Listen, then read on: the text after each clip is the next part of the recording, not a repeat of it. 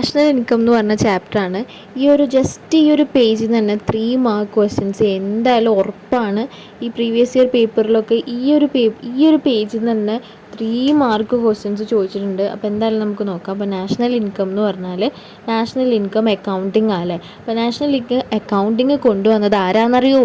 Nobel prize winning എക്കണോമിസ്റ്റുകളായിട്ടുള്ള Simon കസിനറ്റും അതുപോലെ തന്നെ റിച്ചാർഡ് സ്റ്റോണും ആണ് കൊണ്ടുവന്നത്.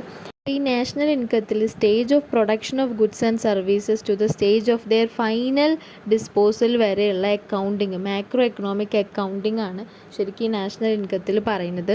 3 മെത്തേഡിൽ നാഷണൽ ഇൻകം കമ്പ്യൂട്ട് ചെയ്യാൻ നമ്മൾ ഈ ചാപ്റ്ററിൽ പഠിക്കും അല്ലേ.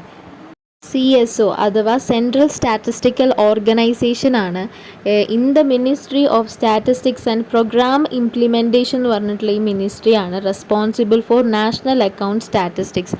ഈ നാഷണൽ അക്കൗണ്ടിങ്ങിൻ്റെ സ്റ്റാറ്റിസ്റ്റിക്സ് പ്രൊവൈഡ് ചെയ്യാൻ ഇന്ത്യയിൽ റെസ്പോൺസിബിൾ ആയിട്ടുള്ള മിനിസ്ട്രിയാണ് ministry of statistics and programme implementation. അപ്പോൾ ആര് വഴിയാണ് ഈ മിനിസ്ട്രി അത് പുറപ്പെടുവിക്കുന്നത്? സെൻട്രൽ സ്റ്റാറ്റിസ്റ്റിക്കൽ ഓർഗനൈസേഷൻ വഴിയാണ്. അപ്പം നെക്സ്റ്റ് ഇമ്പോർട്ടൻ്റ് ആയിട്ടുള്ളൊരു കാര്യമാണ് യൂസ്ഫുൾനെസ് ഓഫ് നാഷണൽ ഇൻകം. ഈ നാഷണൽ ഇൻകത്തിൻ്റെ സിഗ്നിഫിക്കൻസ് അല്ലെങ്കിൽ യൂസ്ഫുൾനെസ് എന്തൊക്കെയാണ്? ഈ നാഷണൽ ഇൻകം വെച്ചിട്ട് നമുക്ക് ബിസിനസ്സിന് ഫോർകാസ്റ്റ് ഫ്യൂച്ചർ ഡിമാൻഡ്, ബിസിനസ്സിന് ഫ്യൂച്ചറിൽ വരാവുന്ന പ്രൊഡക്റ്റിൻ്റെ ഡിമാൻഡൊക്കെ ഫോർകാസ്റ്റ് ചെയ്യാനായിട്ട് പറ്റും. അതായത് നേഷനിൽ എല്ലാവരുടെ കയ്യിലും പൈസ ഉണ്ടെങ്കിൽ എന്തായാലും നമ്മൾ പ്രൊഡക്റ്റ് മൂവിങ് ആവും എന്നൊക്കെ ഉള്ളത് മനസ്സിലാക്കാൻ പറ്റും. ഇനി നെക്സ്റ്റ് ആണ് it shows composition and structure of national income in different sectors. പല സെക്ടേഴ്സിലുള്ളതും ഇങ്ങനെ ഡിഫറെൻ്റ് ആയിട്ട് നമുക്ക് കാണിച്ചു തരുന്നു. ഓരോ സെക്ടറിൽ നിന്നും എങ്ങനെയാണ് ഇൻകം കോൺട്രിബ്യൂഷൻ വരുന്നത് എന്നുള്ളത് പറഞ്ഞു തരും നമുക്ക്. അപ്പോൾ നമുക്ക് ഓരോ സെക്ടറിനും വേണ്ടിയിട്ട് പ്രത്യേകമായിട്ടുള്ള പോളിസീസൊക്കെ ഗവൺമെൻറ്റിന് എടുക്കാനായിട്ട് പറ്റും. ഇനി നെക്സ്റ്റ് ആണ് government can decide sector specific development policies. ഇങ്ങനെ ഓരോ സെക്ടറിൻ്റെ കോമ്പോസിഷനും സ്ട്രക്ചറും ആണല്ലോ ഈ നാഷണൽ ഇൻകം തരുന്നത്. അതുകൊണ്ട് തന്നെ ഗവൺമെൻറ്റിന് ഭയങ്കര ഉപകാരമാണ്. Government can design sector specific development policies. പിന്നെ ഇത് provide quantitative basis for macroeconomic modeling and analysis for assessing and choosing economic policies. Quantitative ആയിട്ടുള്ള ഇത്രയാണ് എന്നുള്ള കറക്റ്റായിട്ടുള്ളൊരു എസ്റ്റിമേഷൻ നമുക്ക് തരില്ലേ? ക്വാണ്ടിറ്റി രീതിയിൽ നമുക്ക് തരും അല്ലേ നാഷണൽ ഇൻകം ഇത്രയാണെന്ന്. അപ്പോൾ അതുകൊണ്ട് തന്നെ മാക്രോ എക്കണോമിക് മോഡലിങ്ങും അനാലിസിസും ഒക്കെ ചെയ്യാൻ എക്കണോമിക് പോളിസീസ് എടുക്കാൻ, നയങ്ങൾ എടുക്കാനൊക്കെ വളരെ ഹെൽപ്പ് ചെയ്യുന്നുണ്ട്. പിന്നെ ഇത് finds out inequality in the income distribution among different income categories തമ്മിലുള്ള ഇനീക്വാളിറ്റി, എത്രത്തോളം ഡിഫറൻസ് ഉണ്ട് പുവറും റിച്ചും തമ്മിലുള്ളതെന്നൊക്കെ ശരിക്കും നമുക്ക് പറഞ്ഞുതരും. International comparisons in respect of income and living standard. Highest national income ഉള്ള കൺട്രി ഏതാണെന്ന് അറിയൂ? ഇൻ ദ വേൾഡ് ലക്സംബർഗ് ആണ്. ഇന്ത്യ അതിൻ്റെ അടുത്തേക്കും കൂടി പോകാനില്ല. അങ്ങനെ നമുക്ക് കമ്പയർ ചെയ്യാൻ പറ്റും ഇന്ത്യ എത്രാമത്തെ പൊസിഷനിലാണെന്നൊക്കെ.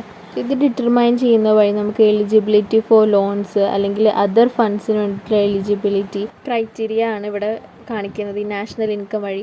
അതായത് ഇപ്പോൾ നമുക്ക് IMF നിന്നൊക്കെ ലോൺ കിട്ടണമെങ്കിൽ നമ്മൾ നാഷണൽ ഇൻകം ആണ് നോക്കുക.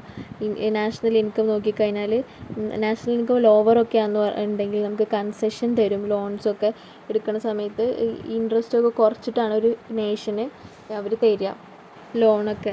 ഓക്കെ, കാരണം ലിവിങ് സ്റ്റാൻഡേർഡൊക്കെ പുവറായിരിക്കും അല്ലേ, ഇൻകം കുറയുന്നതിനനുസരിച്ചിട്ട്. അപ്പോൾ ലിവിങ് സ്റ്റാൻഡേർഡൊക്കെ കൂട്ടാൻ വേണ്ടിയിട്ട് ആണ് ഞങ്ങൾ ലോൺ എടുക്കണമെന്നൊക്കെ പറഞ്ഞാൽ എന്ത് ചെയ്യും?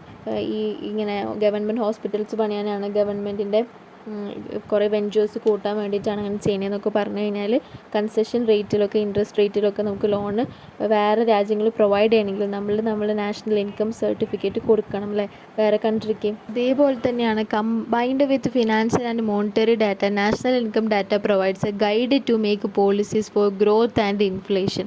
അപ്പോൾ ഇൻഫ്ലേഷനൊക്കെ തടയാനും ഗ്രോത്തിന് വേണ്ടിയിട്ടുള്ള പോളിസീസൊക്കെ എടുക്കാനുള്ളൊരു ഗൈഡും കൂടിയാണ് നാഷണൽ ഇൻകം എന്നാണ് പറയുന്നത്. നാഷണൽ ഇൻകത്തിനൊപ്പം ഫിനാൻഷ്യലും മോണിറ്ററിയും ഡാറ്റയും കൂടുമ്പോൾ സെറ്റാണ്. നമുക്കിനി എൻ്റെ എക്സാമിന് ഇവിടെ നിന്ന് ചോദിച്ച ക്വസ്റ്റ്യൻസ് ഒക്കെ ഒന്ന് നോക്കാം. Which of the following organization is responsible for the compilation of national account statistics? ഏതാണ്? സെൻട്രൽ സ്റ്റാറ്റിസ്റ്റിക്കൽ ഓർഗനൈസേഷൻ ആണ് അല്ലേ റെസ്പോൺസിബിൾ ആയിട്ടുള്ളത്. ഇനി which of the following is not a significance and usefulness of the national income estimate. അപ്പം ഇതിന് usefulness അറിഞ്ഞാലാണ് not എന്നുള്ള സംഭവം നമുക്ക് എഴുതാൻ പറ്റുള്ളൂ. അപ്പോൾ നോട്ട് എന്ന് കണ്ടാൽ അപ്പോൾ ബബിൾ ചെയ്യുക ക്വസ്റ്റ്യൻ പേപ്പറിൽ തന്നെ. എന്നിട്ട് ബിസിനസ് ഫസ്റ്റത്തെ ഓപ്ഷൻ നോക്കുക. Business use it to forecast the future demand of their product. Correct ആണത്. അതാണ് usefulness of the national income ആണത്. പിന്നെ to identify the sector wise composition of national income, അതും ഇതിൻ്റെ ഒരു യൂസ്ഫുൾനെസ് ആണ് നാഷണൽ ഇൻകത്തിൻ്റെ. To assist in making policies related to inflation. Yes, ലാസ്റ്റിൽ പറഞ്ഞില്ലേ ഇൻഫ്ലേഷനൊക്കെ തടയാൻ വേണ്ടിയുള്ളൊരു ഗൈഡും പോളിസീസൊക്കെ ആ സമയത്ത് എടുക്കാനുള്ളൊരു ഗൈഡാണ് ഈ നാഷണൽ ഇൻകം. അല്ലെങ്കിൽ ഗ്രോത്തിനൊക്കെ വേണ്ടിയിട്ട് പോളിസീസ് എടുക്കാനുള്ളൊരു ഗൈഡാണ് നാഷണൽ ഇൻകം എന്ന് പറഞ്ഞില്ലേ. അപ്പോൾ ആ പോയിൻറ്റും റെലവൻ്റ് ആണ്. ഇനി to assist in making policies related to population growth. അപ്പോൾ പോപ്പുലേഷൻ ഗ്രോത്ത് ഇൻക്രീസ് ചെയ്യാൻ ഒരിക്കലും ഒരു നേഷൻ നോക്കൂല അല്ലേ, അത് തന്നെത്താൻ ഇൻക്രീസ് ചെയ്തോളൂ. അതിന് പോളിസി ഒന്നും ഇറക്കേണ്ട ആവശ്യമില്ല. എപ്പോഴും പോപ്പുലേഷൻ തടയാനാണ് നോക്കുക അല്ലേ.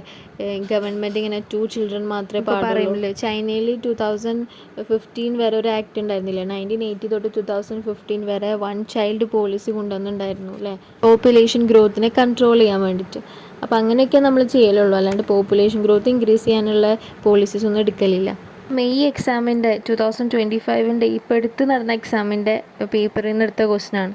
ഇതുപോലത്തെ സിമ്പിൾ ക്വസ്റ്റ്യനേ വരുള്ളൂ.